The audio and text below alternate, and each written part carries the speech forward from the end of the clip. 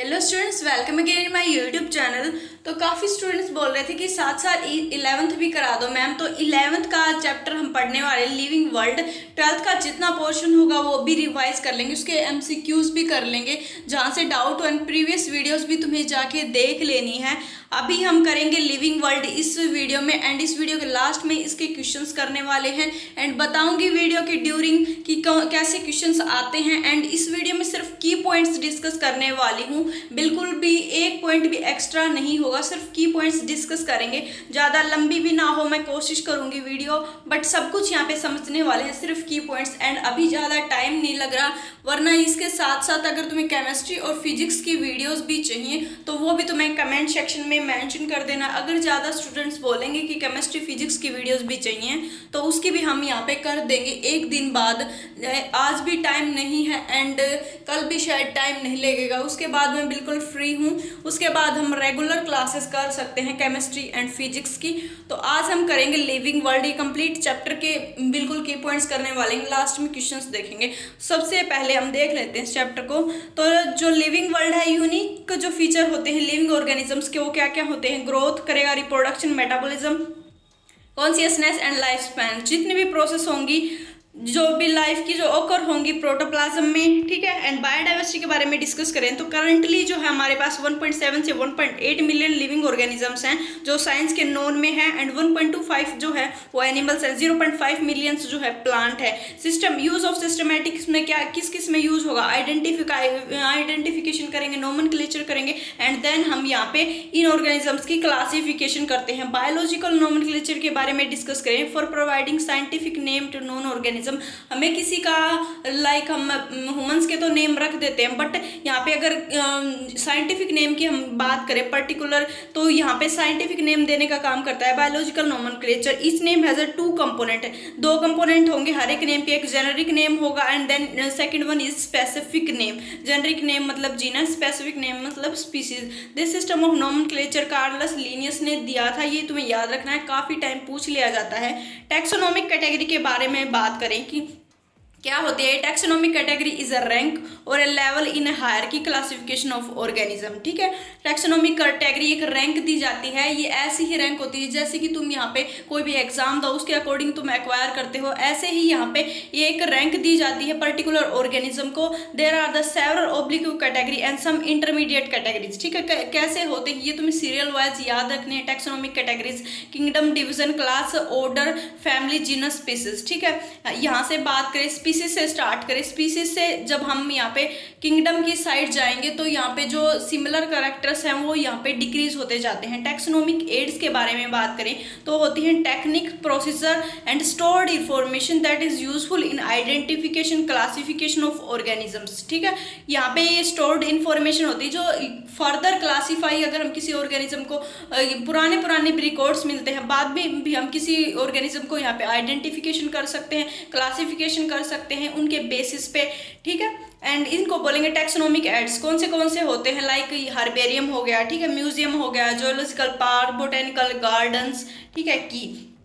की क्या होती है? की यहाँ पे इंपॉर्टेंट होती है, तो की होती है चाबी, मतलब की स्टोर करती है स्पीसीज ने, डिटरमाइन करेगी biotic structure of an entire, ठीक है, एंटायर कॉमनली बायोटिक स्ट्रक्चर। यहाँ पे की यहाँ पे बहुत ज्यादा इंपॉर्टेंट है। की क्या करती है? की स्टोर करती है स्पीसीज की, डिटरमाइन करेगी द बायोलॉजिकल स्ट्रक्चर, ठीक है। ये इसमें सब कुछ स्टोर होता है। The taxonomy is divided into the 3 types, ठीक है। टैक्सोनॉमी 3 टाइप्स की हो सकती है, alpha, beta and omega taxonomy. Alpha क्या होगी? It deals with the collection and identification of organisms on the basis of gross morphology, ठीक है। ग्रोस मॉर्फोलॉजी के बेसिस पे हम आइडेंटिफिकेशन करें एंड कलेक्शन करें, फील्ड के बेसिस पे, हर्बेरियम स्टडीज के बेसिस पे अगर हम करें दैट हेल्प, ठीक है। उसके बेसिस पे हम यहाँ पे मोनोग्राफ्स एंड फ्लोरा का यूज करके टू आइडेंटिफाई प्लांट्स, ठीक है, एंड उसको क्लासीफाई करें, उसको इनके बेसिस पे हम आइडेंटिफाई करें एंड क्लासीफाई करें, इसको बोलेंगे अल्फा टैक्सोनॉमी। बीटा क्या होती है?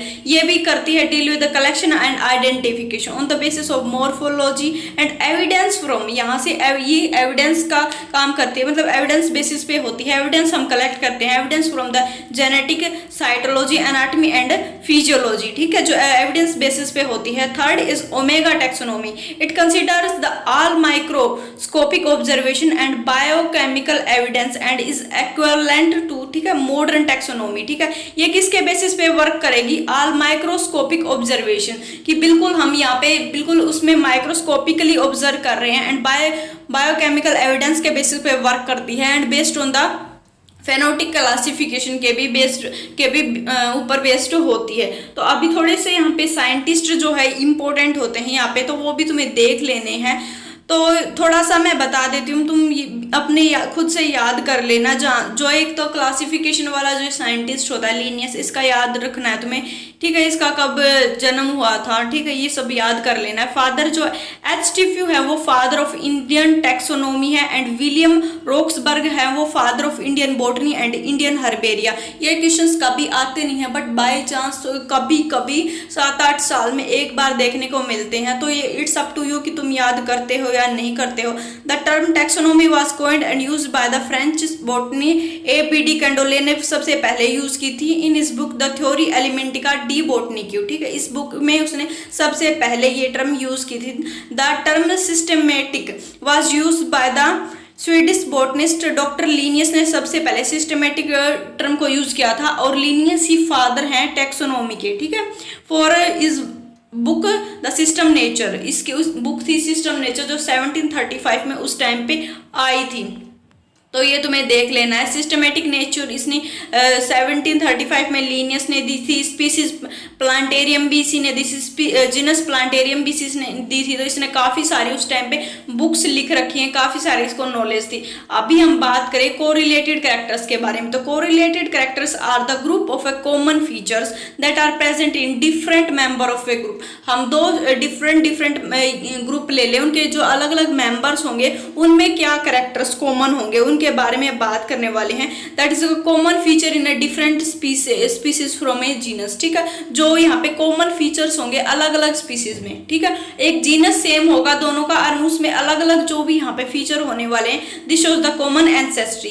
ये मतलब शो करेगा कि इनके जो यहाँ पे कॉमन एंसेस्ट्री रही होगी। The revision of group, it is the grouping of the species into the distinct taxa, ठीक है। हम स्पीसीज को अलग अलग टैक्सा में ग्रुपिंग करते हैं, often higher category on the basis of their homology and evolutionary relationship, ठीक है। होमोलॉजी के बेसिस पे एंड इवोल्यूशनरी रिलेशनशिप के बेसिस पे हम ग्रुप करते हैं, अलग अलग टैक्सा में प्लेस करते हैं, उसी को बोलेंगे रिवीजन ऑफ ग्रुप। स्पीसीज जो भी होगी जिसकी 2 या मोर वेराइटीज होंगी उनको बोलेंगे polytypic species, while one which has a no race variety उसको बोलेंगे मोनोटिपिक स्पीसीज। तो ये तुम्हें याद रखना है। कोहेरेंट क्या होगा? एक group of individual of a same age with in a population, ठीक है। इंडिविजुअल्स का ग्रुप हो गया, लाइक हम कंसिडर कर सकते हैं 18 ईयर्स के जो सभी स्टूडेंट्स हैं उनका एक ग्रुप हो गया, उनको बोलेंगे कोहेरेंट, ठीक है, with in a population.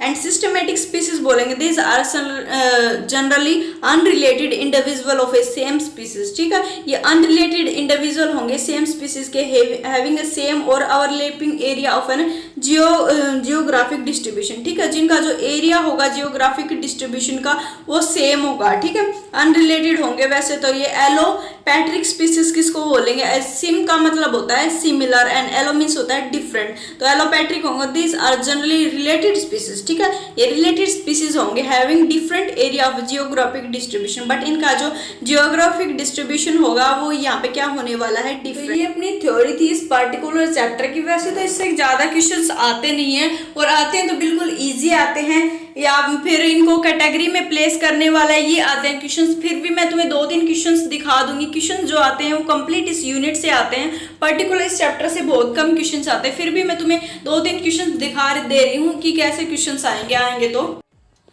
Identify from the following only taxonomic category that has a real existence. कौन सी वो टैक्सोनॉमिक कैटेगरी है जिसका रियल में एग्जिस्टेंस होता है? फाइलम, स्पीसीज, जीनस या फिर किंगडम, कौन सी है इनमें से? In the 5 kingdom classification system the main basis of classification is, main basis क्या है? स्ट्रक्चर है, न्यूट्रिशन है, या फिर स्ट्रक्चर ऑफ न्यूक्लियस है, या फिर एसेक्सुअल रिप्रोडक्शन है। तो इनमें से कौन सा करेक्ट है वो कमेंट में बताओ। Which one of the following taxonomic aid can give a comprehensive account of the complete compiled information of any species या फिर family? कौन सा होगा इनमें से? टैक्सोनॉमिक की, फ्लोरा, हर्बेरियम, या फिर कौन सा होगा? ये हमने डिस्कस कर लिया है इस चैप्टर को, और इसमें से थोड़े बहुत क्वेश्चन भी देख लिए। वैसे इसमें से कंप्लीट यूनिट में से क्वेश्चन आते हैं वो भी मैं तुम्हें बता दूंगी। तो अगर तुम्हें वीडियो जो है अच्छी लगी है तो वीडियो को लाइक कर देना है। एंड जो प्रीवियस वीडियोस के जो क्वेश्चंस थे वही उस वीडियो के कमेंट सेक्शन में मेंशन कर दो। मैं इस वीडियो में बताने वाली थी, बट यहाँ पे ऐसे हो जाएगा कि तुम उस वीडियो से इस वीडियो में आओगे देखने में कौन से आंसर्स होंगे, तो उसमें मेंशन